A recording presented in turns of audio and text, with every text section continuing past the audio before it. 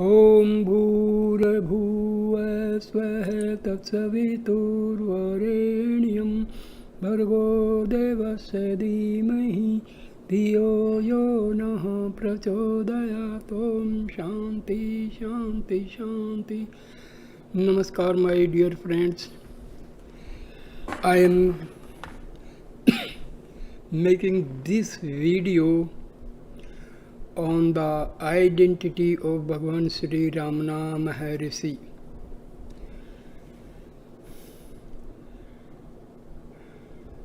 Sri Ji Lakshmi Narsimham has written about Sadguru Bhagwan Sri Ramana Maharshi. He says, Sri Bhagwan has said of Arunachala in his Padikam, My Lord, when anyone asks me of your greatness, you hold me motionless like a statue with bowed head. Similarly, do I find that my mind falls numb when I would write about Bhagwan Sri Ramana. Who is our Arunachala Ramana? He himself gave the answer when he wrote, In the recess of the lotus heart of all, from Vishnu downwards, there shines as pure consciousness the Paramatman, who is the same as Arunachala or Ramana. Sri Bhagwan was gracious enough to refer to this once when I was taking leave of him to return to my native place. He said, Have you seen this morning's mail? Someone has written that Arunachala Ramana is everywhere, so that whenever he has an urge to come here, that feeling makes him postpone his visit. Humbly I replied, expressing my own point of view, which was quite different from that expressed in the letter. Bhagwan, in this body I have realized you in your divine form as my Guru, my Bhagwan. Once having seen you, neither I nor any other can shake off the feeling of love for your divine form. At that time I was attending to the ashram correspondence. I drafted a reply to the letter in question, showed it to Bhagwan for his approval and sent it off. His remark about this letter must have been his parting message to me, as it turned out that this was to be the last time I ever saw him. Sri Bhagwan also affirmed his universal nature in the following manner in his benedictory verse to Atma Sakshatkara, which he translated into Tamil. Atma Sakshatkara, which was taught by Ishvara to his son Guha, is now propounded in Tamil by that same Lord, the dweller within me, the ancient, the supreme. The power of Bhagwan is eternal and above all siddhis, supernatural powers. A siddhi is transient, but Bhagwan is a healer whose cure is permanent. He kindles aspiration in the heart of those who come to him, oblivious of their eternal nature, turns their mind inward with the inquiry, Who am I? And helps them to realize the self for whom the word I stands. The main type of Upadesa instruction used by Bhagwan is silence, as it was with Dakshinamurti of old. Divine bliss permeated those who sat around him. In this silence, the doubts of his devotees are cleared up and their questions are either answered or fade away and cease to appear necessary. This silence is dynamic force, eternal and universal in nature. Nevertheless, though universal, it is centered at the ashram where he lived at Tiruvannamalai at Arunachala. the spiritual center of the world. Here again there are the 2 points of view, both true although apparently contradictory. Sri Ramana's grace acts always but inscrutably and in diverse ways. We find his gracious and profound utterances in the small volume of his collected works, in collections of his reported sayings, and in books about him. That is food for the mind, but when the mind is turned inward by the enquiry, who am I?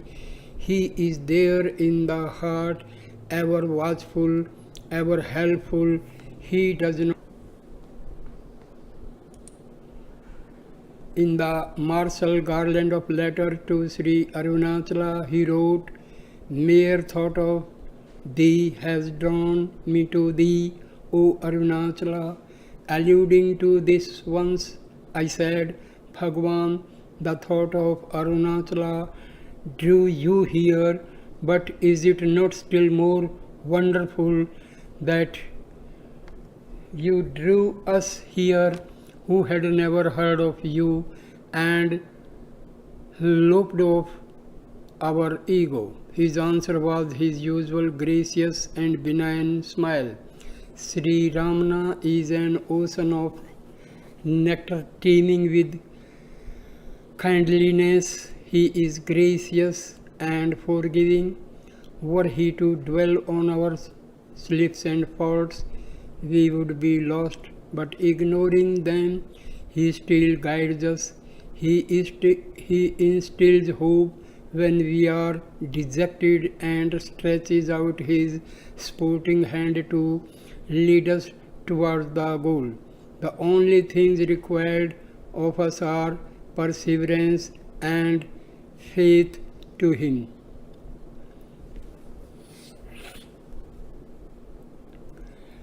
So this is the experience of many old and present devotees, especially when devotees they visit Tiruvannamalai and they wander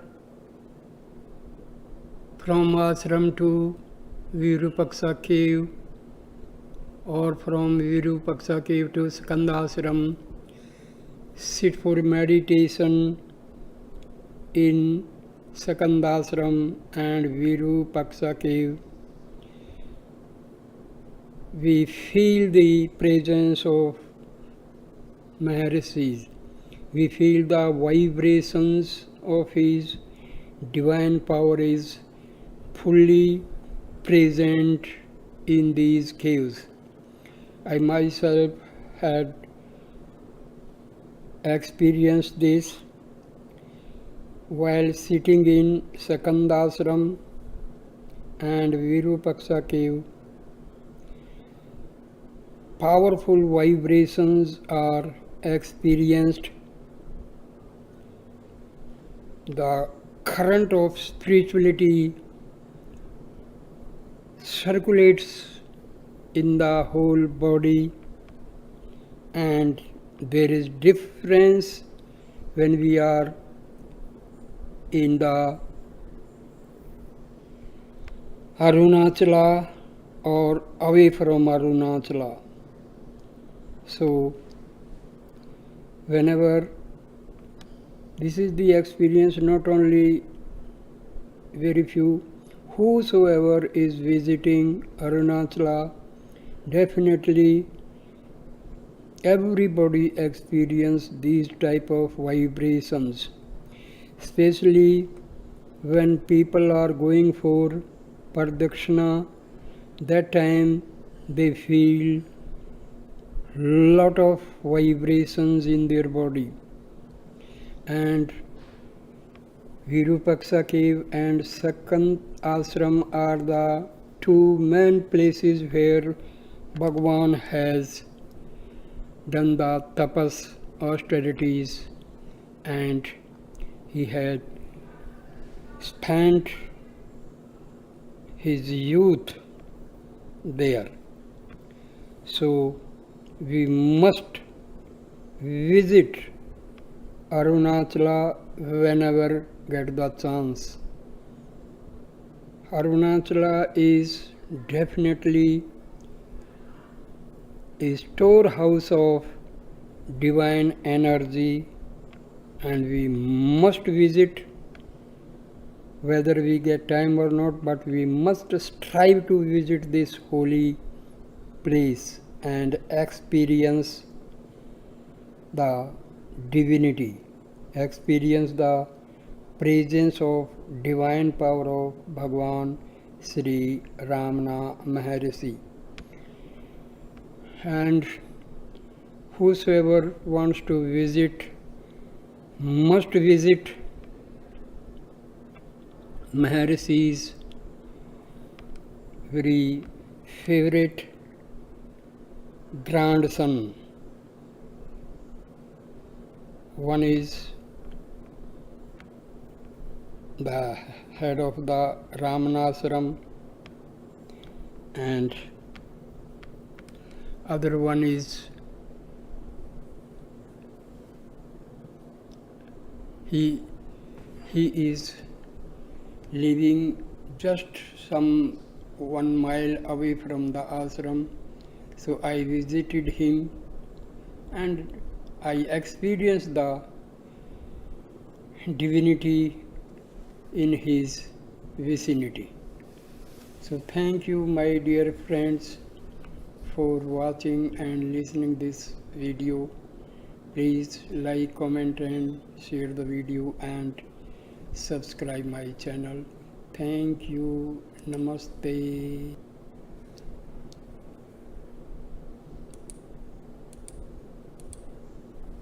Ganeshan is the grandson of Maharshi Bhagwan Ramana. So he was born in 1936, and at the age of 14 years old, Ganeshan grew up in the presence and proximity of Bhagwan Sri Ramana Maharshi. His sacred memory of the great master is rich in its content, and even at that tender age he could see Sri Bhagwan as the greatest compassionate human being. On April 1950, the day the great master chose to leave the body, the adolescent Ganeshan stood near the entrance to the room where Sri Ramana was lying and was fortunate to witness the brilliant flash of light that later moved towards the top of the holy hill Arunachala. Ganeshan obtained a Master of Degree in Philosophy and then came to stay permanently at Sri Ramanashramam, Tiruvannamalai, the sacred abode of Sri Ramana Maharshi, taking care of the old devotees of Sri Ramana. He did it as his sole sadhana, spiritual practice. In that way, he collected the reminiscences of Sri Maharshi from those old devotees, more than 75 of them, which have never before been recorded. His close contacts with sages and saints, including Swami Ramdas, Mother Krishna Bai, J. Krishnamurti, Nasagadatta Maharaj, and Yogi Ram Satkumar, he says, have deepened and widened his understanding of the direct teaching of the Maharshi. However, he feels himself to be an insignificant dust at the holy feet of Bhagwan Ramana. He has travelled widely and spread the direct teaching of Sri Ramana Maharshi in its pristine purity. Wherever he was invited to give talks, he has authored a few books on the life and teachings of Bhagwan Ramana, among others. Purushottama Ramana, Be the Self, Moments Remembered, Direct Teaching of Bhagwan Ramana, and Practicing Self-Inquiry are very popular. At the veranda of his cottage, Ananda Ramana, he meets earnest seekers every Monday and Thursday between 9:30 and 11 a.m., sharing with them the spiritual treasure entrusted with him by all these holy and sacred souls. I myself and my wife both visited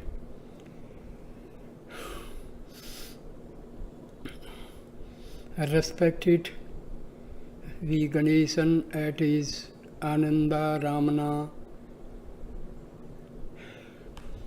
home, and we experienced great spiritual powers. So, dear friend, thank you for watching this